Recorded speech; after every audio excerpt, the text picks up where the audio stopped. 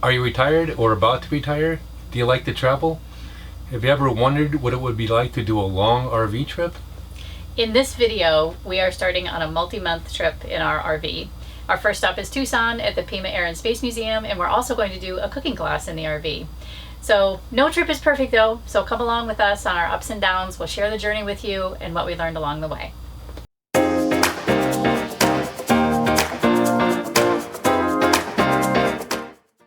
Retirement travel isn't just about travel. It is about living your life along the way, wherever you are. We travel about 6 months out of the year, mostly to escape the Phoenix heat, but we travel through our RV on cruises and a lot of international land trips. We believe that we can bring value based upon things that we've learned, gotchas that have hit us up along the way. So we invite you to come along with us on our journey and allow us to share some of our lessons learned with you. Hi, I'm Doug. This is Leah. We are Go Travel Life. We've been on over 40 cruises. We've had an RV since 2016. We've traveled north, south, east, and west. And we love to do it. And we would love to have you ride along. So we are embarking on a 70-plus day journey. The map is here of where we're going. We are leaving Arizona. We will be heading northward up to the Upper Peninsula of Michigan and then heading back south and west on our way home. We will be visiting some friends and family along the way, but for the most part, we will be in our RV, moving and exploring places like Galena, Illinois, Sister Bay, Wisconsin, and hopefully, weather permitting, we will have a day on Mackinac Island. So we would love to share this journey with you.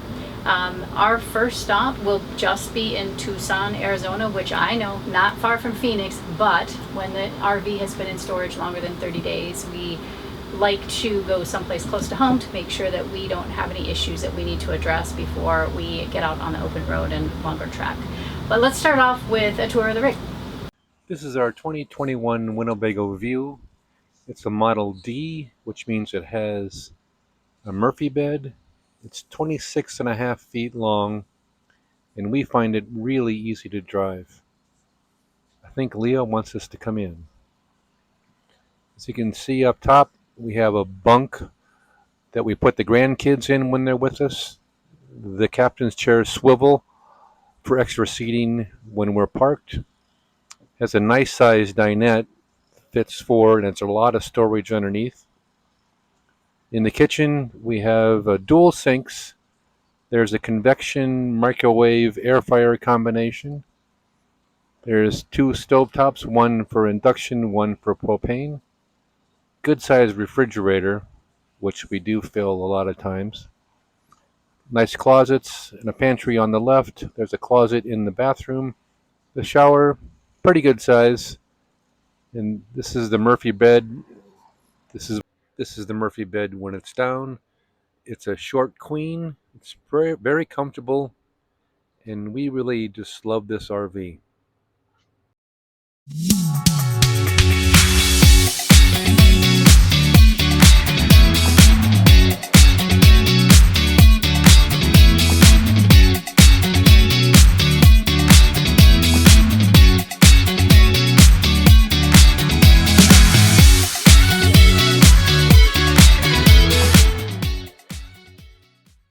The Pima Air and Space Museum in Tucson was super close to our campground and looked really impressive.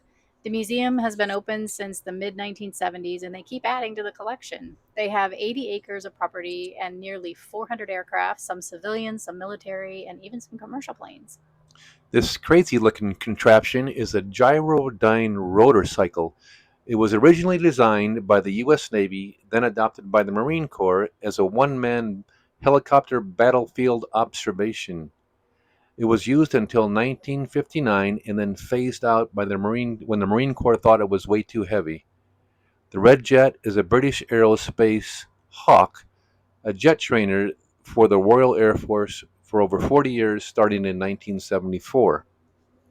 They even have Blue Angels planes, several of them actually, and each with their own story that you can check out. Just as a side note, one of our grandkids has a flat Stanley project at school, so we have to find great places to go and take pictures with her flat self and send back to her school so they can plot out all of the great places the flat kids are traveling around the world. You may have had to do one of these too. We've had a lot of fun with it. There are 5 different hangars here, but the majority of the planes are outside. You could really spend all day here.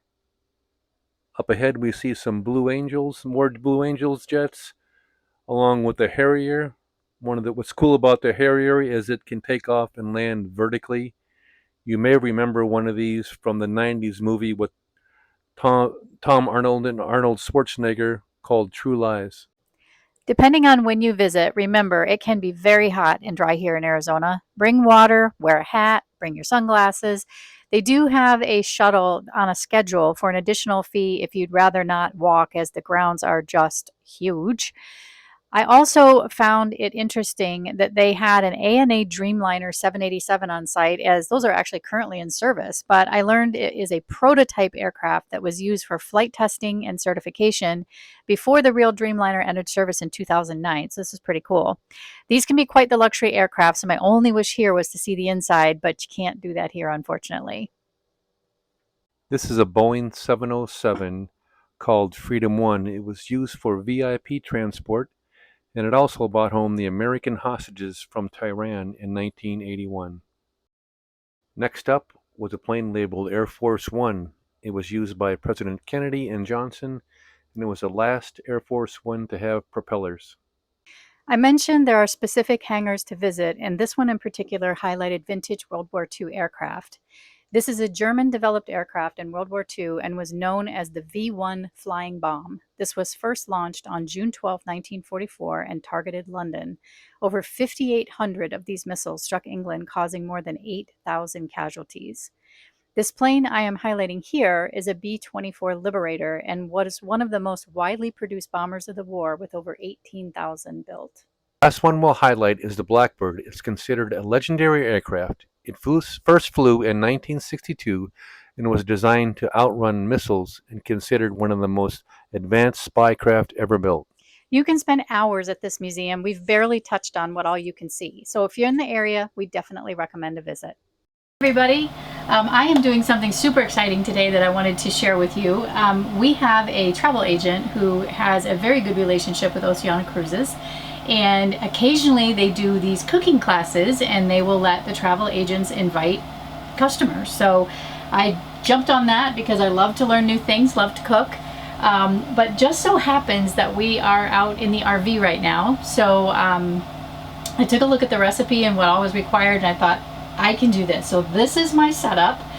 We are making orzo primavera. So basically orzo with some leeks, asparagus, peas, carrots, pancetta, and I'm going to have my lovely husband go out and grill some chicken halfway through this class, so that we will have a nice, somewhat healthy dinner tonight and something homemade from Oceana. So I'm really excited. I've never done anything like this before, so I'll let you know how it goes.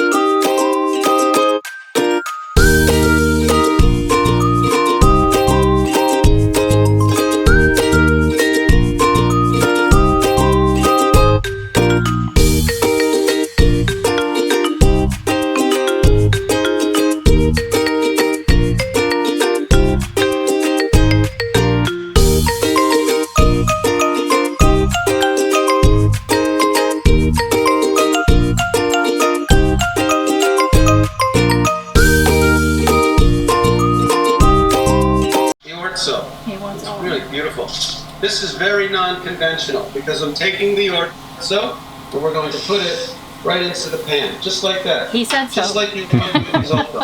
And immediately stir it and mix it with the other ingredients. Okay? And this is a good reason why the pan shouldn't be too hot. We do not want to fry this pasta. We don't want to brown it. We just want to get it coated with our trio of fats, okay? And the carrots and the leeks, all right? And get everything nice and combined, okay?